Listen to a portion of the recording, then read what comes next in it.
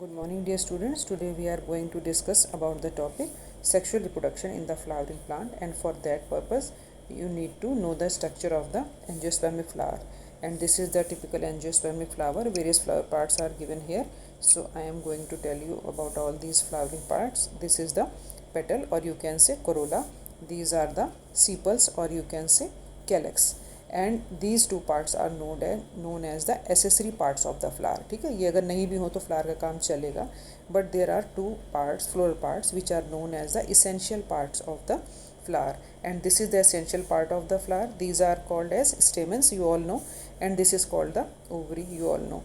So what is the structure of a typical stamen? You know that stamen has the anther lobe and it is a filament, है ना. Filament and anther lobe, ये both मिल करके क्या बनाते हैं? They both constitute the stamen. तो complete structure is known as stamen, और you can say androecium. Otherwise this is the anther lobe and these are the filament, and ये पूरा मेल रिप्रोडक्टिव पार्ट बनता है. Similarly this is the ovary. ये just I take a pen. This is the ovary, style and stigma. If you draw और you remember this thing like that, है ना. This is the, like this you have seen the structure in your 10th class. So this is the stigma, this is style, and this is ovary, and inside it ovules which are attached with the thalamus. So this is the typical structure of the ovary. तो this is the ovary, it is given here. ये वाला structure जो है this is ovary, है ना. ये ऐसे बना हुआ है, यहाँ पर अंदर ओव्यूल भी हैं. तो these are all the structures. So endometrium and gynoecium, that means this is known as gynoecium. The female part is known as gynoecium. The female part is known as pistil. The female part is also known as the carpel. तो there are three names जो आपको या पता होने चाहिए. तो ये हो गया आपका structure of the flower. Now in this class we are not going to study about the structure of the various flower part, but we are going to study about the how microspore, that means male gametes or female gametes, are formed into the these male and female parts of the flower. So for that we have to study about the various aspects of these parts of flower and their function also. So let's begin with the topic microsporogenesis. तो microsporogenesis का मतलब क्या होता है? Microsporogenesis means formation of microspores. And what is microspores? Microspores are the pollen grains. तो how they form, उसको जानने के लिए आपको और थोड़ा सा आगे जाना पड़ेगा. That means you have to see the structure of the typical pollen grain, which I have just click the picture of this structure of pollen grain, and I have clicked lots of pictures so that I will make you understand. Like this is also the structure of the pollen grain, so you easily understand it. This is filament, these are the anther lobes, and this is the connective. That means it connects the two lobes. Suppose this is one lobe, this is another lobe, so this is the connective. This line is known as connective, so it is called connective. And suppose if you want to see how microgenesis occurs, तो आपको क्या करना पड़ेगा? You have to cut it. ठीक है, बीच में से आपको उसको कट करना पड़ेगा. तो ये अभी ये जो कंडीशन आपको दिख रही है, this condition, this is one lobe. Let me take the pen. This is one lobe and this is another lobe.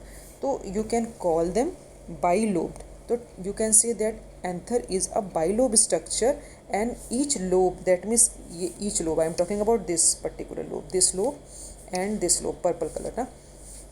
Both two lobes have the bithecous, or you can say dithecous structure. That means each lobe having two theca. Suppose you cut it here, जैसे यहाँ पर देखो उन्होंने anther को cut किया है, ऐसे करके कट कर दिया, तो you get this diagram.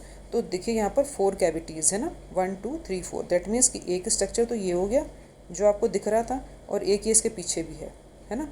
तो देर आर 4 लोब्स. तो that's why we what we call is that we say typical anther is bilobed structure, and each lobe having 2 theca. Theca means cavity like structure. That's why you call them dithecous. This is an important thing, dithecous. And इसमें जो ये आपको दिख रहे हैं निकलते हुए, what are they? They are the pollen grains, है ना. तो that means इनको हम और भी क्या बोल सकते हैं? We call them microsporangia also. And outline, if you draw the outline of this structure, तो ये कुछ आपको ऐसे दिखेगा, है ना. तो this is called microsporangium. Microsporangium बोलो आप, या उसको आप एंथर सैक बोलो, both are the same thing. तो this diagram is given in your NCERT books. That's why I am just showing you this diagram.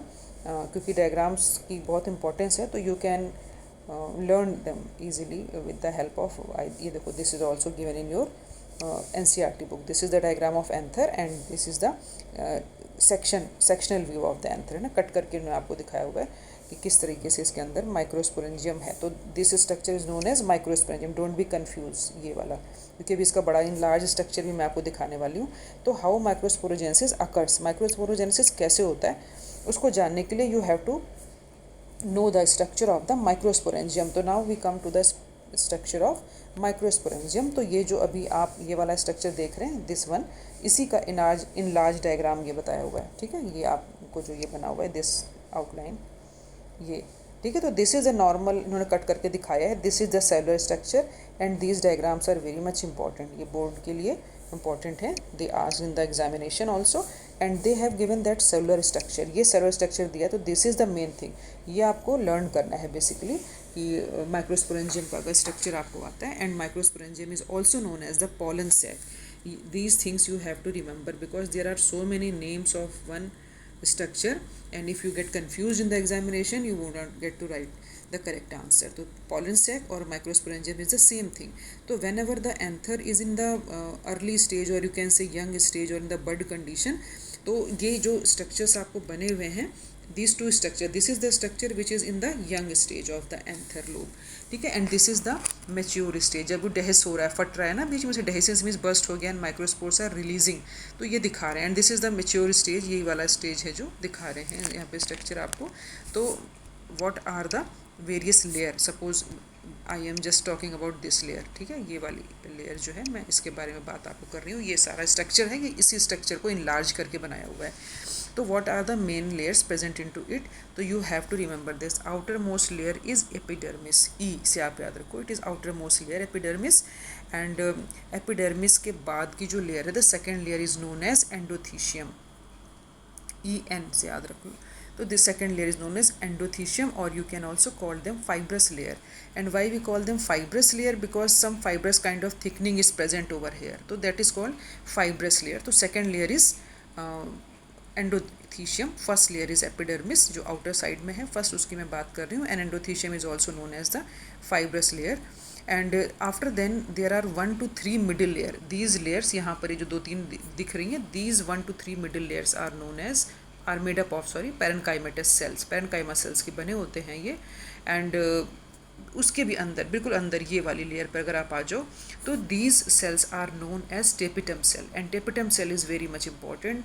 Most of the time this question comes, तो इसको तो बिल्कुल अच्छे तरीके से आप रट लो कि बिल्कुल अंदर वाली लेयर जो है, it is known as the tapetum. And tapetum की स्पेशल चीज़ क्या है? This provides nutrition to the developing microspore. This line you have to just remember it. ठीक है, बिल्कुल इसको क्रैम कर लो by heart. This layer is known as tapetum. The tapetum form the nutritive tissue and it helps in, it provides, you can say it provides nourishment to the developing microscope. And tapetum की special चीज़ क्या होती है? Basically they are multinucleate. और अगर multinucleate नहीं होंगी तो they have a big nucleus, और बड़ा सा न्यूक्लियस होगा तो उसको हम क्या बोलते हैं? Polyploid nucleus. एंड किसको नरिशमेंट प्रोवाइड करती हैं tapetal cell? Microspore mother cell को. तो again I am just trying to give you a rough idea of the structure I am talking about. Suppose this diagram I am talking about, तो यहाँ पर आपको clear दिखे ना दिखे, मैं आपको बना के बता रही हूँ. सपोज ये आउटर मोस्ट लेयर होगी, तो this outermost layer is known as, जो अभी मैंने आपको भी बताया ना डायग्राम, इसी को मैं रिपीट कर रही हूँ. तो this outermost layer is known as epidermis. Now I am changing the colour. तो ये यहाँ पर जो सेल्स बनी है, सेकेंड लाइन है, दैट इज़ कॉल्ड एंडोथीशियम, और you can say fibrous layer. And after then and again I am changing the colour. तो यहाँ पर 1 2 3 ऐसे लेयर्स हो गई हैं, सपोज कर लो. तो these are made up of parenchymatous cells. Parenchyma की बनी हुई सेल्स हैं. This is called middle layers, आप इनको कह सकते हो. These are the middle layer. These are 1 to 3 layer thick और sometime 4 layer thick also. And after then these are again there are cells are present. They are little bit elongated. They are known as the tapetal cells or tapetum, and they have the enlarged nucleus. Suppose 2 nucleus तो होते ही होते हैं इनके अंदर, 2 nucleus तो होंगे, और suppose 2 नहीं होंगे तो एक बहुत बड़ा सा न्यूक्लियस होगा. ठीक है, that means they are the multinucleate condition आप कह सकते हो. तो आइदर मल्टी न्यूक्लिएट बोलोगे या फिर पॉलीप्लॉइड बोलोगे, बड़ा होता है तो तो टेप्टल सेल जो है दीज आर द इम्पॉर्टेंट, इनकी सबसे ज़्यादा इंपॉर्टेंट है, they are little bit elongated cell and these provides the nutrition, ठीक है। टेपिटम न्यूट्रिशन प्रोवाइड करती हैं किनको, डेवलपिंग सेल को। क्यों डेवलपिंग सेल मैं बोल रही हूँ, क्योंकि अब ये जो अंदर की सेल्स हैं ना, ये जो यहाँ पर अब ये वाली जो सेल्स हैं अंदर की सेल्स, तो ये क्या है, ये माइक्रोस्पोर मदर सेल्स हैं, तो इनको न्यूट्रिशन चाहिए तो वो कौन देगा, टेपिटम सेल्स देंगी। तो this is the structure of the microsporangium. Suppose they ask you to draw the structure of a microsporangium mature, तो आप ये वाला बनाओगे, in sorry I have to take the pen, mature में आप ये वाला बनाएंगे, ठीक है। वो एंथर है जब इन लार्ज कर रहा है। और if they ask about the young in large structure, तो you have to draw this diagram. ये पूरा स्ट्रक्चर ऐसे ही रहेगा बट आउटलाइन आपको ऐसे बनानी पड़ेगी, इस तरह से। just a minute, I am going to show you. I have just clicked the picture of that also, so that this one, okay. Later on I will provide the diagram also once I finish the syllabus. After then I will provide you the notes and all these things, so परेशान होने की जरूरत नहीं है। तो this diagram, ठीक है, this is the cellular structure. If you can see it, I can't enlarge it here, but if you can C is all the things which I am just told you.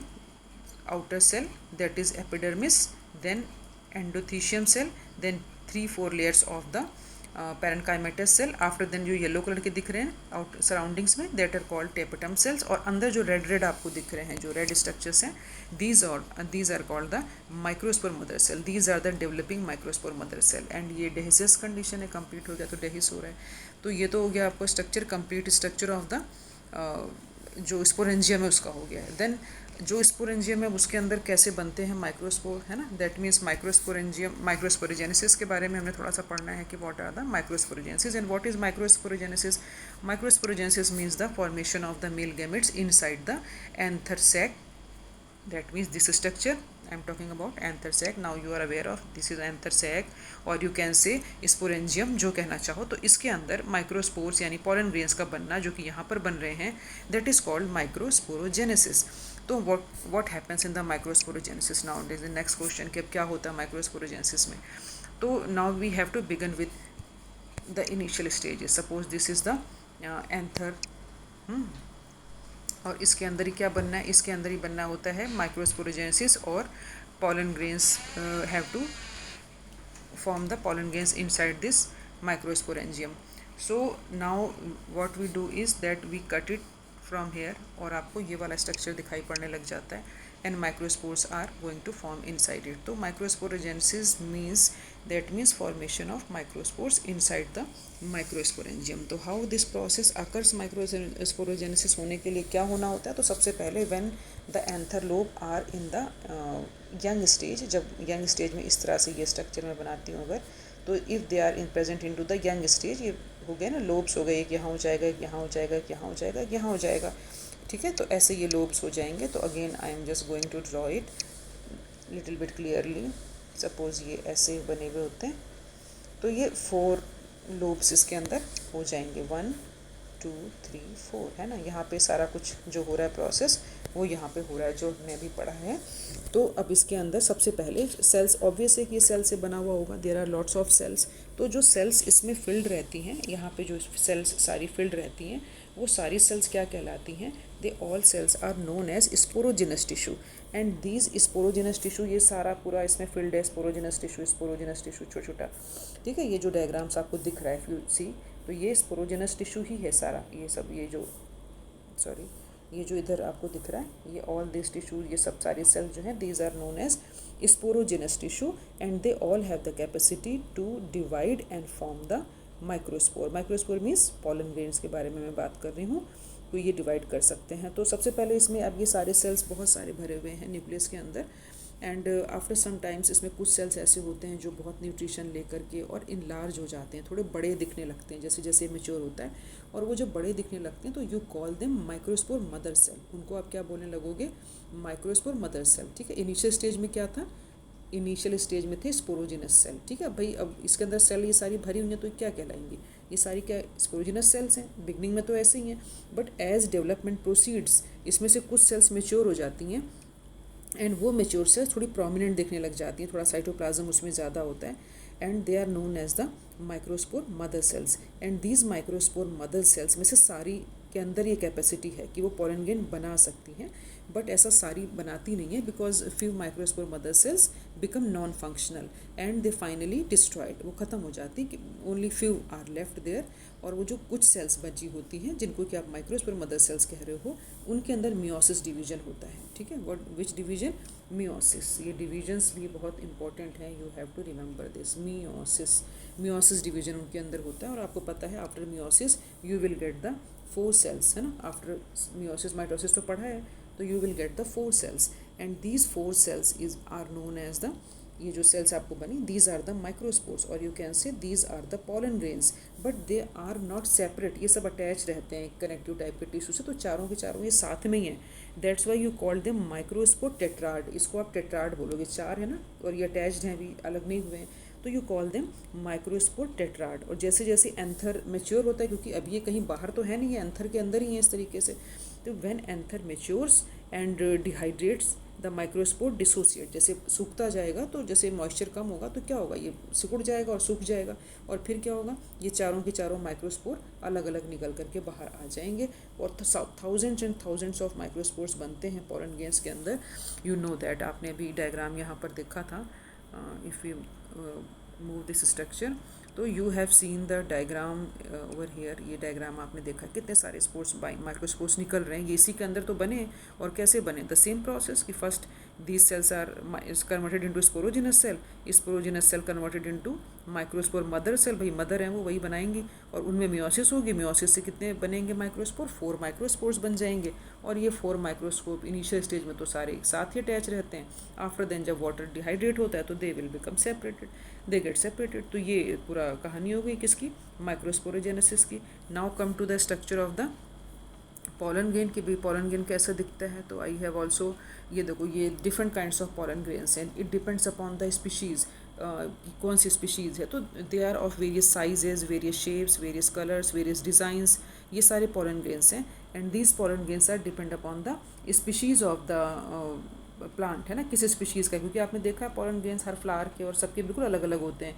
तो they can be oval, ellipsoidal, triangular, bilobed, crescent shape, there are so many shapes are there. तो किसी भी shape के ये हो सकते हैं, depend upon the species of the plant, कौन से प्लांट की स्पीशीज़ है उसके अकॉर्डिंग पर ये चेंज हो सकते हैं। And pollen grains are generally spherical in shape, mostly आपने स्फेरिकली इनको देखा होगा, and they are made up of 2 layers. I have drawn this structure for you. This is made up of 2 layers. Outer most is called as exine, क्योंकि बाहर है, that's why you call exine. अंदर smooth layer है, that is called entine.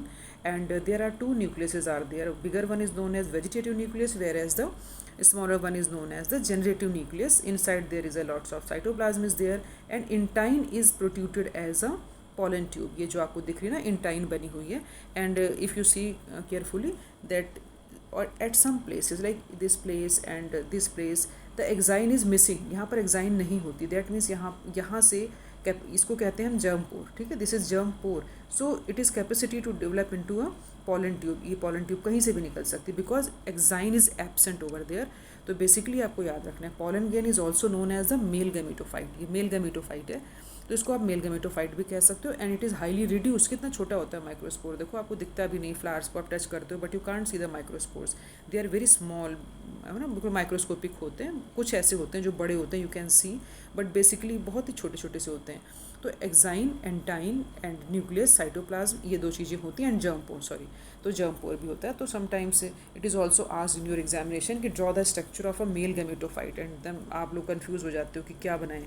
तो you have to draw this pollen grain, ठीक है, male gametophyte ये आपको ड्रॉ करना है. Now come to the another important question about the exine. ये एक्साइन है ना जो मैं बता रही हूँ आपको, suppose again I am going to draw for you. Suppose ये मैंने बना दी एंटाइन, और ये मैं बना रही हूँ बाहर एक्साइन.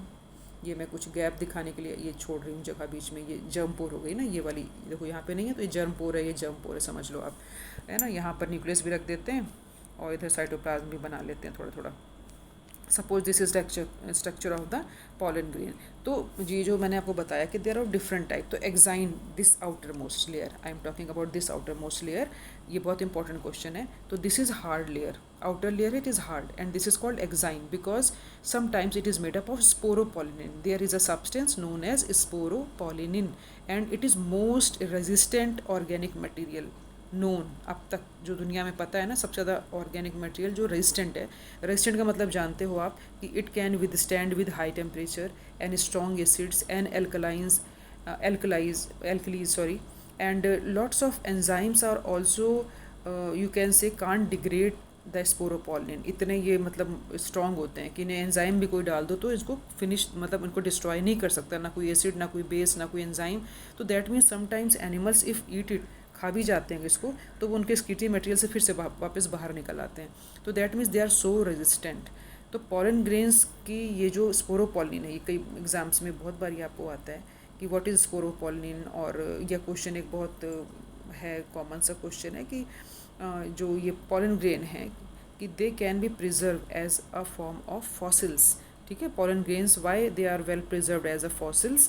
तो आप उसमें क्या आंसर लिखोगे, because of the presence of sporopollenin and sporopollenin is the only organic material which is most resistant on the earth and it can withstand with high temperatures, acids, bases and several types of enzymes also। तो वो सालों साल तक वो preserve रहते हैं ज़मीन के अंदर as a form of fossils, वो पड़े रह सकते हैं।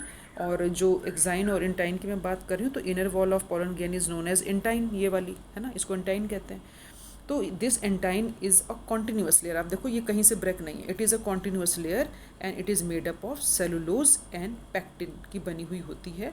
और अंदर के साइटोप्लाज्म तो उसके फिल्ड होते ही होता है।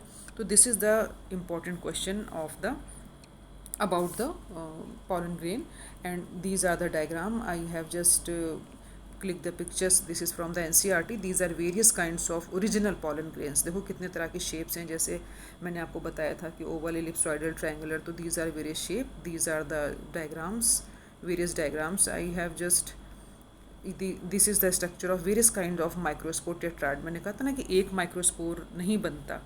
ठीक है, अगर आप एक बार माइक्रोस्पोरोजेनेसिस होगी, suppose this is the microspore mother cell, तो microspore mother cell give rise to 4 pollen grains, है ना, ये आप ध्यान रखोगे 4 पॉलन ग्रेन्स। तो this is the initial stage. जब मैंने कहा था वो साथ साथ होते हैं, अटैच्ड होते हैं, पहले नहीं सेपरेट होते। जब ये ड्राई हो जाता है, डिहाइड्रेट हो जाता है pollen grain, only then they get separate. तो दीज आर द टेट्राड, इनको टेट्राड बोलते हैं। Tetrad means in the bunch of 4, they are present in the bunch of 4। तो all are these diagram, है ना, these are the important things which I have given to you। like teptal I have just marked it here कि teptal is a important thing, ये आती है आपको बहुत ज़्यादा। and they ask the what is a microsporogenesis, तो you have to study about the microsporogenesis also। and sorry, then this is the microsporogenesis structure of my, यहाँ पर दिया हुआ है आपको माइक्रोस्पोरोजेनेसिस, तो you have to study about the microgenesis also. And then here are some important things I have underlined it, sporopolin like exine, these are the important things you have to, I have just marked all the things in the book, and this is the short summary I have written for you that whole complete microsporogenesis process। सबसे पहले क्या होता है, स्टेमन होता है, स्टेमन have the anther sex, और इसको आप क्या कह सकते हैं, स्पोरेंजियम भी कह सकते हैं, स्पोरेंजियम। ठीक है, स्पेलिंग नहीं आ रही पूरी मेरी, स्पोरेंजियम, माइक्रोस्पोरेंजियम कह सकते हो। ठीक है, माइक्रोस्पोरेंजियम। इन प्लांट किंगडम और एनिमल जहाँ कहीं भी माइक्रो आई मतलब मेल और मेगा आई तो मीन्स फीमेल, तो ये माइक्रो मीन्स मेल है। तो इसमें मैंने आपको ड्रॉ करके बताया हुआ है ये चीज़। Again I am going to repeat, microsporogenesis process में there is a stamen, stamens के अंदर पॉलन सेक्स हैं।